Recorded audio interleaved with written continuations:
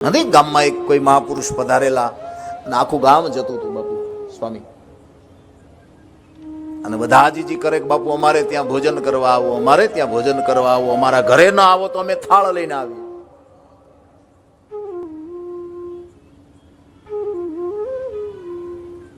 મહારાજે કીધું કે 100 યજ્ઞ કોની કર્યા છે? જેની 100 યજ્ઞ કર્યા હોય એના ઘરે હું ભોજન કરવા આવું. એટલે ગામડાના વિચાર કરે માણસો કે ભાઈ આપણે તો એક સત્યનારાયણની કથા 12 મહિને ક્યારેક કરીએ છીએ, યજ્ઞની વાત તો એક બાજુ રહી.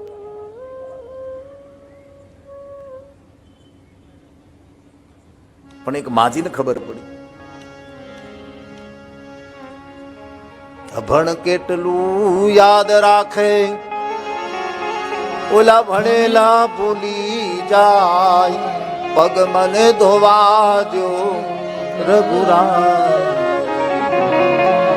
ગામડાની અભણમાં એના કારણે શબ્દો પડ્યા, કોઈ મહાપુરુષ આવ્યા છે, પોતાના ઘરમાં જે કાંઈ હતું એનો રોટલો કર્યો, જે કાંઈ હતું એ શાક બનાવ્યું, ધોયેલું કપડું એક લઈ અને ઢાંકી અને સાધીની ઝૂંપડી સુધી ગયા. લો બાપુ, 4 આંખ ભેગી થઈ, જમી લ્યો બાપુ. માં, હા બાપુ,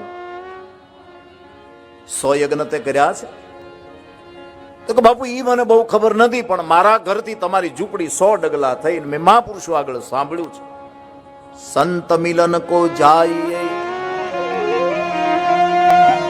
તજી મોહ માન અભિમાન, સંત મિલન કો જાય તજી મોહ માન અભિમાન, જું જું પાવયા ગે ધરો કોટી યજ્ઞ સમાન.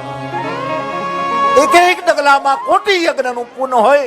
બાપુ તો હું 100 ડગલા ભરી અને તમારી કુટિયા સુધી આવી છું. હવે જેટલા યજ્ઞનું તમારે રાખવું એટલું રાખો, બાકીનું મને પાછું આપીને જમી લો. સાધુએ જમી લીધું.